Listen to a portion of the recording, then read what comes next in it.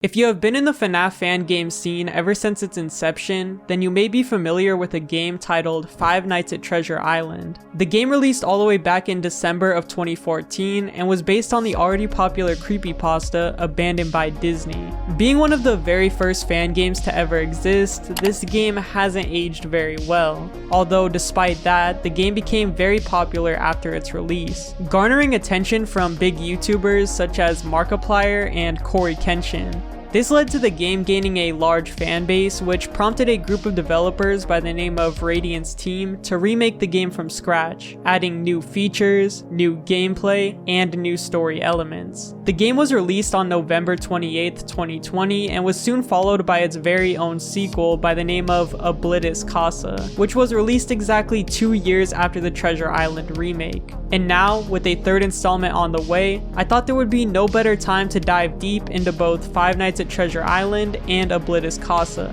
to see why these two fan games are so heavily praised, and to prepare for Nightmare Below Disney, which has potential to be one of the best FNAF fan games we've seen in years. So if that sounds interesting to you, then join me as we dive deep into these two beloved fan games, to see if they are really worth all the praise they have received.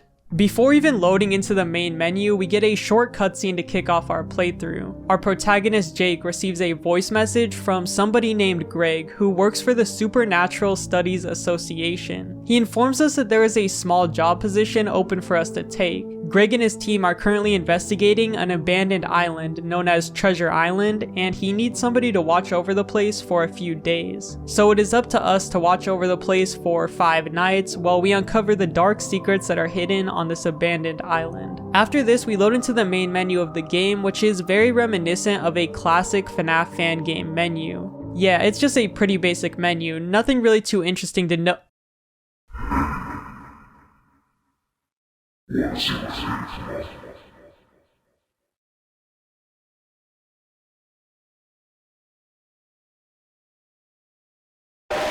Yeah, this really caught me off guard the first time it happened. I looked back at my monitor only to see Mickey duck under the menu, and then I suddenly got jump scared out of nowhere. Already such a really cool Easter egg to start off the game. Anyways, after pressing begin, we load into Night 1. But before that, we receive a small tip on how to survive. Night 1's tip is as follows. Turning off the office lights can save power. Be careful with the switch, and don't stay in the dark. As soon as we get into the actual office, our phone rings and Greg gives us a brief introduction to the location, informing us that he is here to collect data.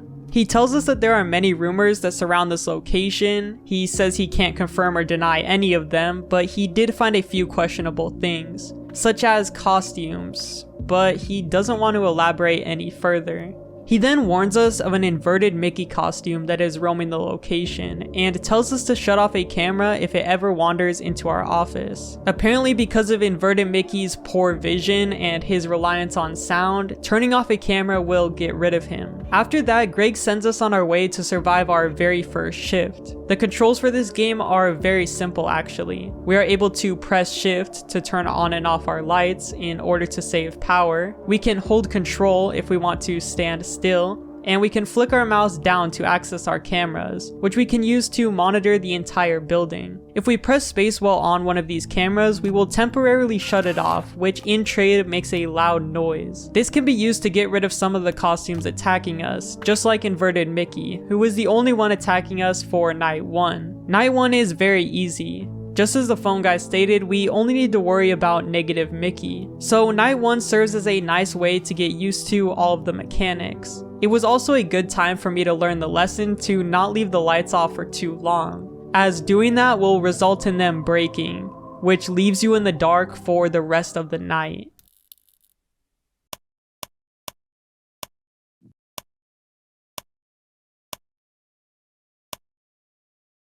After reaching 6 AM, Night 1 concludes as we load into our first post-night cutscene. This one has our players staring through some bars in another area of the island. Some strange sound effects can be heard in the distance, but nothing too out of the ordinary can be seen. After this, Night 2 begins. For night 2, our phone rings once again, only this time a woman can be heard on the phone. She introduces herself as Lisa and informs us that she wanted to leave a message of her own. She tells us that Greg had left out a lot of details in his phone call, and then goes on to tell us that the things attacking us are in fact not costumes, but something else. She doesn't know what they are or what they're capable of, but warns us that some of them can actually see despite what Greg told us. So our camera trick won't work on them and we will need to try hiding instead. She also mentions a new entity that has been roaming the location by the name of Oswald. Oswald can also be scared away by shutting off a camera, but will hide in much darker places and is a lot harder to spot. Before hanging up the phone, Lisa mentions one last thing. She tells us about a part of the island known as Pirate Cavern and tells us to stay away from there. She doesn't want to give us any more details of the place, but just begs us to not go anywhere near before ending off the phone call. During night 2, 3 new threats are introduced. Those being Oswald, who was mentioned in the phone call, Disembodied, and the Face, who appears very rarely for night 2. Disembodied, just like Oswald and Photo Negative Mickey, can be scared away from our office by shutting off one of the cameras, although, unlike those two, he makes a lot louder of an entrance. For the Face, who has a very terrifying design, they will be seen sitting in our office staring at us. To get rid of them, we need to shut off our lights in order to hide from them until they leave our office. Night 2 is just a little bit of a step up in difficulty, but not by much. Everything so far was still going pretty smoothly. One thing I really like about the shutting off the camera mechanic is every time you scare a character away from your office, you are essentially trading a piece of information. So while you may now be safe temporarily, you are also missing a camera, which could have been used to monitor the other characters. In the earlier nights, this doesn't play much of a part, but during the later nights when characters are coming in a lot more frequently, it can get pretty stressful with how limited your visibility becomes. After finishing night 2, we once again get another cutscene. We are in the same location as the night 1 cutscene, however this time the strange entity makes an appearance, before the cutscene suddenly ends and we begin night 3. For the night 3 phone call, we once again have a brand new person on the phone. This one goes by the name of Henry. Henry tells us that he is also an SSA intern, and he then tells us that he is stuck in Pirate's Cavern, the place Lisa told us not to visit. Henry tells us he doesn't have much time and begs us to come get him, informing us that he is on the 2nd floor before the phone call is abruptly ended. For the new threats that night 3 introduces, there are 2 more, those being Impurity and Acephalus. I think that's how you pronounce it. Impurity takes on the look of Minnie and behaves exactly the same as the other characters. So when she appears in your office, just like anyone else, open up your camera and disable one to get her to go away. Acephalus is a little bit different to get rid of, however. Whenever he appears in your office, he can be seen grabbing your monitor right in front of your desk. When this occurs, you will need to hold control so you can stand completely still until they leave your office. Besides this though, no new threats are added during this night, so I think it's a good spot for me to talk about my overall thoughts on the gameplay so far. In my opinion, this game fails to be scary in most of its moments. This is because every time you get jump scared, you are able to anticipate it beforehand, which takes up most of the chances for tension to build up throughout the night. Also, with characters like Disembodied, who literally scream in your face when they appear, you get desensitized to any loud noises very quickly. This leads to the game's gameplay getting rather stale pretty fast, especially with how repetitive the character's mechanics actually are. Luckily though, the 6th night does throw a curveball which helps break up this monotonous gameplay. That's not to say there are 0 horror elements to this game though. I find the environments, and especially the character designs, to be extremely creepy. Also, the mechanic of turning off the light in order to save power is pretty effective in building tension, especially during the 6th night though. Sitting in the darkness with no way to tell if a character is present in your office makes you feel defenseless in certain scenarios. After night 3 concludes, instead of loading into another cutscene, this time we actually load into a free roam section of the game, which is a really nice change of pace. We load into the Pirate's Cavern and are given a tip: pay attention to everything. If there are eyes, use the flash. If there are no eyes, stand still. We are then set free to roam around the pirate's cavern, searching for Henry. We make our way through many dark rooms, every once in a while encountering the Face, who just looks so terrifying in these environments. We eventually make it to an office room where we are able to find a key in a desk drawer. We are then able to take this key over to an elevator in another section of the building and go down to the second floor. We progress through some pretty eerie caves, every once in a while stumbling across a suit, which if we aren't careful will kill us. The sound the suit makes when appearing is just so creepy to me, and the way it looks is just so unsettling.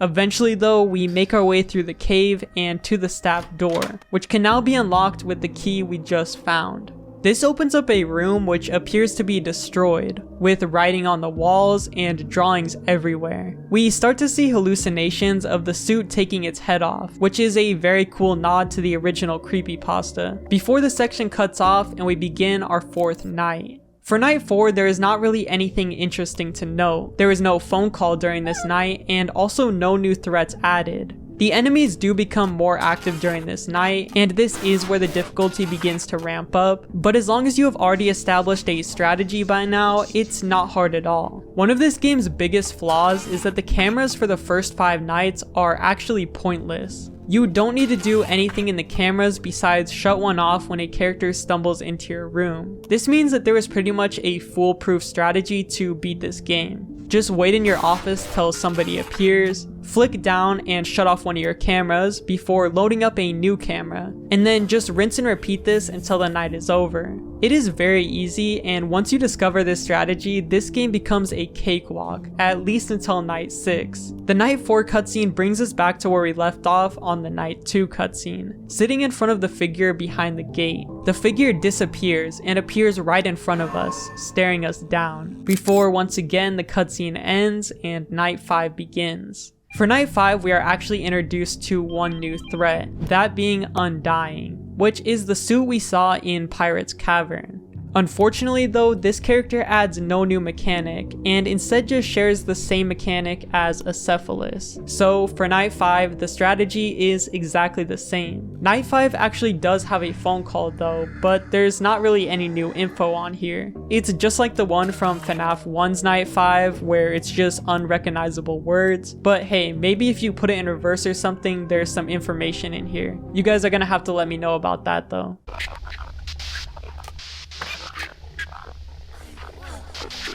After getting through the 5th night, we are suddenly shown a phone. Hey Jake, I'm a little late to notify you about this. My apologies. I'm just leaving you a message to let you know that we're gonna need more time. I know you probably want to get out there, but there's been a few issues over here at base, and you're gonna have to stay at the island for a little bit longer. I'm super sorry, but there's nothing I can do about it. Just try and keep everything stable, and you'll be completely fine. I'm sure of it.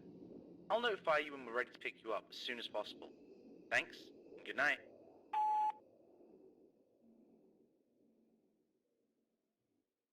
Yeah, so like I mentioned earlier, we actually have to stay for one final night. And this night actually changes the gameplay up a lot, getting rid of all the previous characters we had to fend off against and putting us against this monstrosity, who goes by the name of Hourglass. In this night, the mechanic to fend off this character is very confusing, especially for me since I cheesed through using the cameras for the entire game up to this point. The way Hourglass works is whichever camera he starts on, whichever character from the previous night would start on that camera, that is the character Hourglass is going to share a mechanic with. This was extremely confusing for me at first because I had no idea which characters spawned where, which basically screwed me over on every single attempt. Luckily, players have formed a strategy that makes this night a little easier to understand, so shout out to DGY Mon. This guy is a legend for inventing this strategy, because without this, I don't think I would have beaten this. Anyways, if hourglass begins in cameras 5 or 8, we need to stand still when they come into our office. If hourglass begins in cam 9, we will need to turn our office light off, and if hourglass starts in cams 3 or 4, we will need to turn a camera off. We are then able to simplify this strategy down even more. All you need to do is check if hourglass begins in cams 3 or 4. If not, when hourglass comes into your room, both turn off the light and stand still to get rid of him. Immediately then recheck cams 3 and 4. If hourglass does begin in cams 3 or 4, when he stumbles into your office, just use a camera to get rid of him and then recheck cameras 3 and 4 once again. You can then rinse and repeat this strategy until the night is over. It is a really good strategy that works perfectly, but it is still easier said than done. Hourglass appears very frequently, especially when you get into those later hours of the night, making the whole experience very stressful from start to finish. You also need to worry about power in this night, and they are not very lenient on it at all. That means that during all the chaos, you also need to find safe pockets of time to keep the lights off for a little while. The intensity that this camera mechanic causes makes this my favorite night in the entire game. It solves the problem of the cameras not being useful that was present in the previous nights, and also ups the stress factor for the night by so much. Every time hourglass would appear in my office, I was very uneasy about whether or not the move I chose was the right one or not. Unlike in the previous 5 nights where it was very easy to tell which mechanic to use in order to survive. This is definitely a very challenging final night, but it's one I enjoyed a lot. Also, the design for hourglass is very unsettling, and his jump scare really got me a couple times.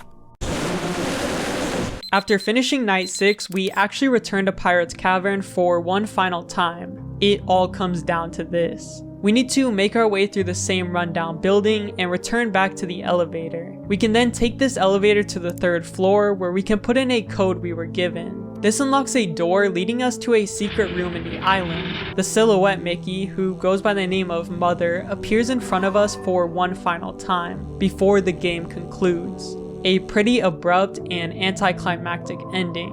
Now, to be fair, the first 5 nights of this game could have been a lot better, and I also feel like the story left a lot to be desired. All of the cutscenes are pretty vague, and not much happens in them at all. I still think this fan game has a lot of enjoyable aspects though. First off, I find the mechanics to be pretty fresh for a FNAF fan game, especially the office light mechanic. I feel like that adds a lot to the overall experience. I also just can't help but feel like a lot of attention to detail was put into this game. There are tons of references to the original source material, as well as so many small Easter eggs. Not only that, but the production value on everything just really shines. Everything plays so smoothly, the graphics look great and still hold up, and all of the environments and character designs were handled perfectly. Now, I wouldn't go as far as to say that this is one of the best FNAF fan games I've ever played, but it definitely was an enjoyable one. That being said, after completing 5 nights at Treasure Island, I actually didn't expect myself to enjoy Oblitus Casa as much as I did, but Radiant's team really stepped it up, and I was really surprised with how good it actually turned out.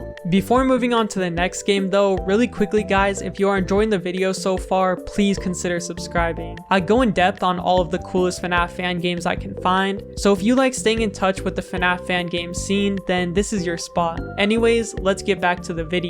Oblitus Casa immediately opens up with an intro cutscene. In this cutscene, the protagonist from the previous game, Jake, is being questioned by a doctor. We learn that Jake went missing during the events of the first game in 2003, and then in 2004 was found and taken into custody after he showed signs of delusions and paranoia. We also learn that Jake is a suspect in the disappearance of all 3 people who spoke to us during the events of Treasure Island. Jake refuses to comment on most of the doctor's questions surrounding the incident. The doctor then asks Jake about the cabin and tells him to recall his time there. The doctor is already aware that Jake burned the cabin down and wants to know the events that transcribed there. These events are what we experience throughout Oblitus Casa. Like stated in the cutscene, this game takes place in a cabin. We have a notepad on our right and a camera to monitor the surrounding areas. On this camera, we also have a flash button as well as an audio lure. Also seen in front of us is a window to the outside of the cabin, and there is also a staircase that leads to the attic on our left. When we click this staircase, we can actually go up to the attic and look around using this trusty lighter we have. Unlike Treasure Island, this game actually doesn't have phone calls and instead gives us our tips through the notebook. The notebook in night 1 reads, "Your friends are dead. I am here to help you." The music on the cameras fool him. Distant sounds are less effective than close sounds. Use that to your advantage. Check this notepad frequently. For night 1, we need to survive against Willie and Belial. Willie needs to be observed on the cameras and lured away from our office throughout the night. My favorite strategy for Willie is to just keep him on cam 9 because that cam is outside of the cabin. And what's really cool about that is that we can actually see Willie through the window when we're in the office, which helps us know if he has moved spots. The responsiveness of the audio lure also feels really good in this game. It actually responds whenever we use it and doesn't just sometimes not work like it does in FNAF 3. Belial's mechanic is a lot more unique and honestly one of the coolest in the whole game. Throughout the night, a drawing of Belial will begin forming on our notepad, so it is our responsibility throughout the night to frequently check it and erase any amount of the drawing that has formed. It's really satisfying to erase the drawing, and I just think it's such a cool and unique idea. Before moving on to what happens after night 1, I just want to quickly comment on how good the game looks. The environments have taken a serious step up from the previous games. The movement just feels so smooth, and when paired with the amazingly done atmosphere, it really makes the game feel high quality. All the renders used and animations also look great, and unique uses of lighting like the lighter in the attic take the game up to that next level. This is definitely one of the most visually appealing FNAF fan games I've ever played. After reaching 6 AM, the sun rises and we get a message. The morning sun has driven them back into darkness. After this, we are brought into one of the post-night minigames, and I have a lot to say about this one. The concept of this minigame is that you can free roam throughout these different tunnels. You are searching for a very specific room on the grid, which is different every single night. You have a flashlight to help you navigate, but using it can put you in danger. The problem with this minigame is that every hallway looks exactly the same. You see that paper and stuff on the floor right there? Well, that same paper is on the floor one hallway down, and the next hallway, and the next hallway, and the next one. When everything looks the same, this leads to this section becoming extremely disorienting, especially for someone who's playing the game for the first time. I found myself just spamming through rooms trying to find the exit at random, but it never worked. This was until I learned about the unbeatable strategy for this section. What you can do is not turn your flashlight on at all and instead use the compass to know which hall you are facing. Doing this allows you to go through the section without having to deal with any threats. We then need to listen in every hallway to try and hear a small sound cue. This sound cue means that we are one room closer to the exit. We can then rinse and repeat this strategy until we are eventually out of the tunnels. Now, the problem with this strategy is that it is extremely unsatisfying. Like, the fact that you need to result in a cheese way to complete the section just because the original intended mechanics are that confusing is really bad. I think that this section should have been either heavily reworked or just taken out of the game completely because it drags down the overall experience so much. But at the end of the day, I do respect the devs for going out of their way to invent more gameplay moments instead of just having us sit in the cabin the entire time. After getting through our very first tunnel section, which trust me took a lot longer than it should have,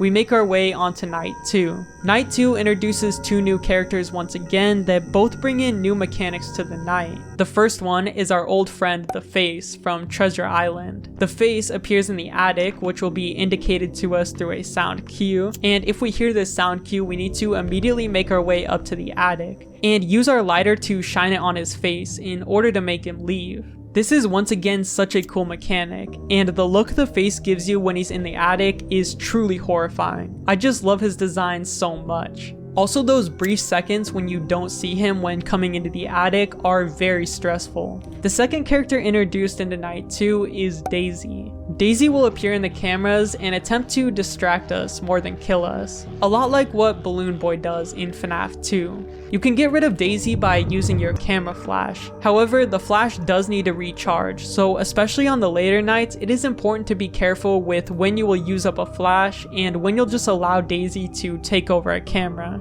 I also think it's a good time to mention the second chance mechanic this game has.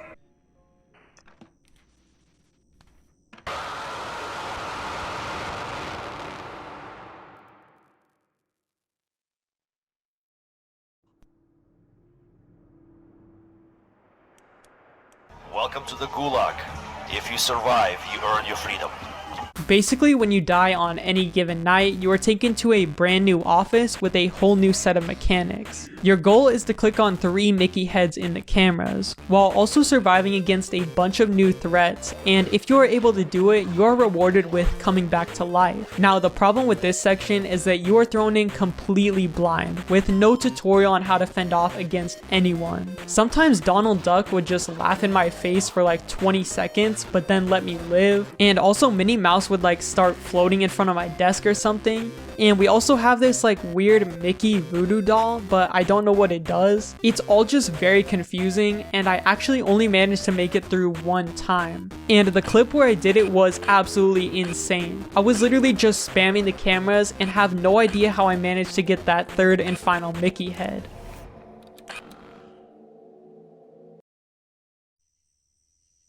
Someone's gonna have to replay this in slow motion and tell me how I even lived this, because it makes no sense. Now, this section is a little bit weird because they don't really tell you what to do, but I will say this. For them to take the time to design whole new mechanics just for a small little minigame is so cool. And the developers also reuse this section later in such a brilliant way, but I'm gonna talk about that towards the end of the video. After night 2 is over, we immediately begin another tunnel section. And by the way, there is no explanation for what we're doing under these tunnels. And the only clue we have story-wise is the voice of a guy who can be heard telling us to come closer and find him. Also, one last thing to mention about this tunnel section, it is actually so horrifying when you do catch the monster chasing you in the tunnels. The animation it does, as well as the sound it makes, caught me off guard so bad the first time I ran into him. After getting through that second tunnel section, we begin night 3, and our notebook once again gives us a hint. You cannot let her into your room.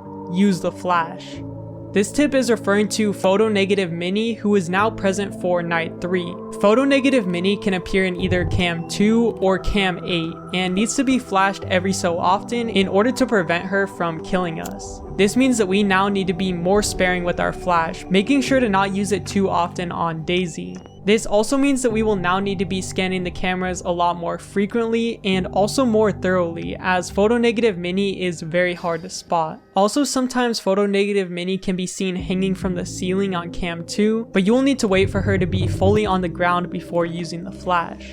Besides her though, no new enemies are added, so we just need to stay on our usual tasks, which is luring Willy away, keeping the attic in check, and also erasing our notebook. After finishing up night 3, we return to the tunnel section once again, and rinse and repeat the same minigame we have already done 2 times. Now, I know that it may feel a little bit repetitive, but I promise that night 4's post-night section is a lot more interesting. Night 4 brings in 2 new enemies, keeping the pressure on us very high. We are now introduced to both Pete and Dippy. Dippy behaves exactly the same as Willy, but will begin in a different camera. So now we will not only be keeping track of 1 enemy, but 2 on the cameras. This does sound very stressful at first, but luckily these 2 can actually stack on a single camera. So not much has changed. You can keep them piled up on cam 7, and as long as you are checking it enough, you can actually keep them there the entire night. The other threat that is brought into the cabin is Pete. Pete is a large figure who will sometimes appear in the attic. Upon discovering that Pete is the one in the attic and not the face, we need to leave as fast as possible in order to prevent our death. This adds a new level of tension when entering the attic, as now you aren't just worried about pinpointing the face's location, but also focused on leaving fast enough if Pete is there. I also just really love this guy's design. His larger frame is very threatening to see towering over you in the attic. Now, after night 4 is over, we, once again return to the tunnel section. However, this time after completing it, this happens.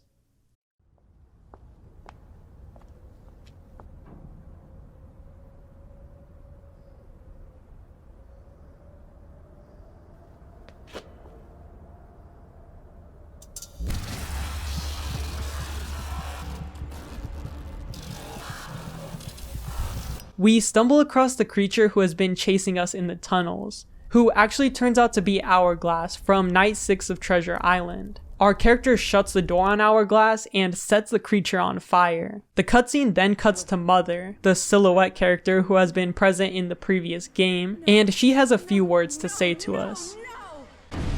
What did you do? They were children. My children. I took them under my care. I protected them. They did nothing to you people until you. They didn't know why you were doing anything to them. They didn't even understand what you wanted. They were scared. And you killed them. You people shouldn't have come here. I shouldn't have let you. I've seen what you people do before. Everything that you do here. Every time your team meddles in something they can't understand. Every time they push and prod and poke too deep. You don't even realize that the grass you step on, the air you breathe, it's all me. I've always been here. Every single time. Even if you didn't realize it. Even if you didn't recognize me. I have been here forever. And I will be here forever. But even after the countless amount of times I've seen this play out, the eternities I've spent with you, I never thought you'd go this far. I was wrong to let you pollute this place, to walk all over me as long as I did. I was wrong not to deal with you a long, long time ago. It will all end here. I will make sure of it. After Mother's monologue, we begin the 5th but not final night. In this night, all the threats from the previous nights are now gone, and we are mainly facing off against Mother. Mother, just like Willie, needs to be lured away from our office. However, she behaves a little bit differently. Not only does she move much faster, but she also requires both the flash and the audio lure.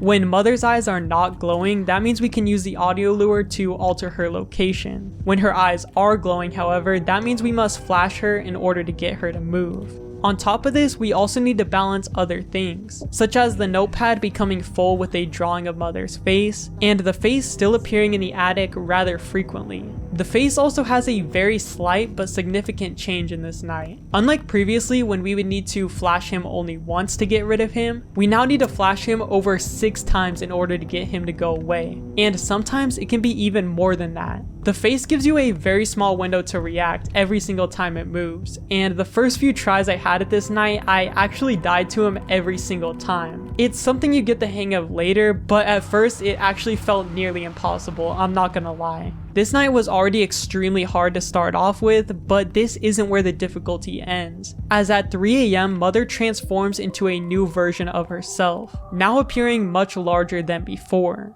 During this second half of the night, her AI increases significantly, making it much harder to keep track of her location and lure her away properly. And with other time-consuming tasks like watching the face, the room to make any slight mistake in this night is just so small. This seriously took me so many attempts, but not in a bad way. This night doesn't feel unbalanced, and I actually found it to be a very fun challenge to end off the game. It is extremely stressful and requires your 100% focus throughout the entire 6-minute night, but it does feel extremely good to finally complete it, and the gameplay does a good job of making it feel doable yet challenging.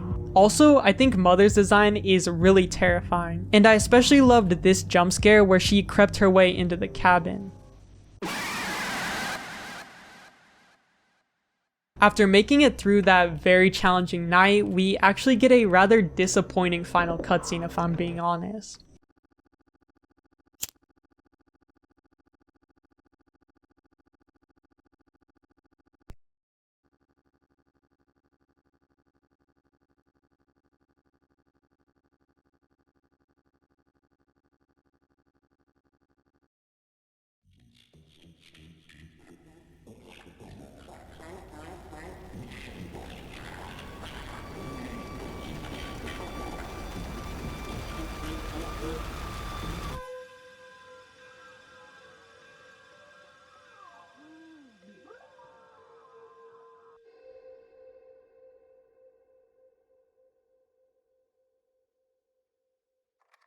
Nothing was really resolved, and we didn't learn much of anything towards the end. But hey, that just leaves more to be discovered with part 3. Like I mentioned though, this is not the end of what this game has to offer. This game has a very extensive and in-depth extras menu, which was actually really cool to look through. There's also a 6th night, which challenges you to face all of the enemies present on night 4 with much harder AI. Although to my disappointment, this didn't unlock any new story content, only rewarding me with 1 extra character for the custom night. Speaking of that, this game does have a custom night with characters not only present during the main story, but also new ones, who can be unlocked in the form of these creepypasta challenges. As someone who grew up watching creepypastas when I was little, I was beyond excited when I discovered this. So as a little bit of an extra to throw into this video, I'm gonna go over all of these too, because they reuse previous sections of the game in really interesting ways. The first challenge night up is Jeff the Killer. Jeff the Killer's night is pretty cool because it reuses the Gulag section's gameplay really well. In this night, we need to try and fend off against Jeff the Killer only using our flashlight, while also attempting to reboot every single camera.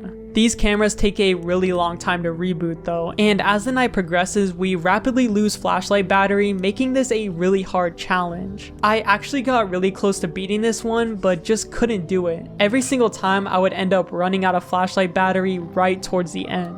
There's also this really weird glitch where you will spot Jeff the Killer on the right side of the room, but you just can't see him, and will only hear the sound effect of him being caught, but I'm sure this is gonna be fixed soon. Jeff's design looks really good here, and also the music that accompanies this night is really well made. The next challenge night up is Slender Man, who might have the coolest creepypasta challenge of all the characters. I'm not sure if that's just my nostalgia talking, but I really like how this night was handled. It seems to be based on that original classic Slender game that we all watched Let's Players play back in the day. You walk around the tunnel section searching for 8 pages while also trying to avoid Slender Man. Slender Man can appear in front of any hallway, blocking it, and if you look at him for too long, your screen will fill with static and you will die. Slender Man's AI increases the further into the night you get, which really makes it intense when you're on those last couple of pages. It's a perfect balance between simple and easy to understand gameplay and tension-filled stressful moments. There is a strategy you can do which involves starting at the top left of the screen and making your way from left to right all the way down in order to make sure you don't skip a room. And while this strategy is very good, it is also equally as hard to execute, as Slender Man blocking the hallway you want to go down can really complicate things and throw off your original path. This challenge night does share the same problem of every hallway looking the same, but it is far less relevant in this night and honestly doesn't drag down the night's gameplay as much as I thought it would. This is for sure a really fun addition to the game and also a genius way to reuse the tunnel section from the main story. Alright, so next up is Smile Dog, which for me personally is just as cool as the Slender Man one. Small tangent here, but this one seems like it was literally made for me. I have a vivid memory from my childhood where one summer me and my family went on a vacation and were staying in a cabin in the middle of the forest. This cabin was very creepy at nighttime and even had big windows looking out into the forest. And being the dumb kid I was, I actually listened to the Smile Dog creepypasta with my brother on the car ride to the cabin. So later that night when everyone was asleep, I was up all by myself in this dark cabin just hoping Smile Dog wouldn't kill me. And now to be sitting here playing a Smile Dog game in a dark cabin is just pretty weird to me.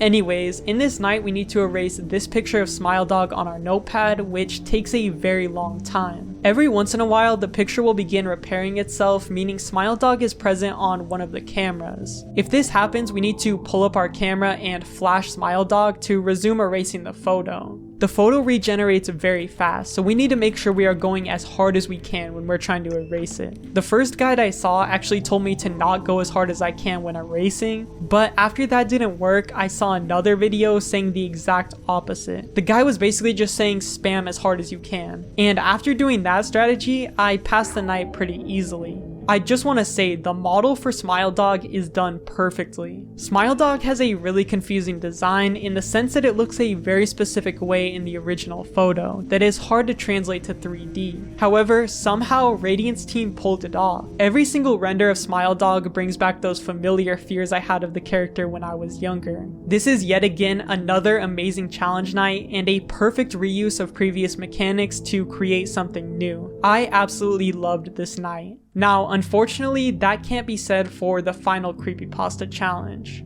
The final creepypasta challenge is for Eyeless Jack, and no matter how many times I attempt this, I just don't get it. This one brings us back to the tunnels, only this time with a much more confusing mechanic. We need to run around listening for footsteps and somehow catch Eyeless Jack, all while having the lights off in order to take a picture of him. And we need to do this like 8 times, but no matter how hard I try, I can't even get a single picture of this dude. I don't know though, maybe I'm just missing something here, so let me know down below if you guys struggled with this one as much as I did. Anyways, with all of those challenge nights wrapped up, that concludes Oblitus Casa. Oblitus Casa is definitely a massive step up from Five Nights at Treasure Island. The gameplay mechanics in this game are way more fleshed out and much more fun to navigate. There are more characters you need to deal with, as well as more unique gameplay situations the player is put into. Everything is presented perfectly, with smooth gameplay in every section for the most part, as well as beautiful graphics and animations. The story, while still needing some work, did keep my interest throughout the runtime of the game, and it does still have me looking forward to part 3. There was also so much post-game content in the form of these challenges and also the custom night. With all of this being provided for free by the Radiant's team, I don't see how anyone could give this game a hard time. Sure, some things could have been executed better, but this is an excellent fan game and I cannot wait for the 3rd installment in the series. Let me know what you guys think of the game in the comments down below though. Where would these 2 titles fit on your FNAF fan games tier list? And are you interested in me covering the 3rd game on the channel? Anyways, with all of that being said, that is it from me. Thank you all so much for watching once again, and I will see you all in the next one. Peace.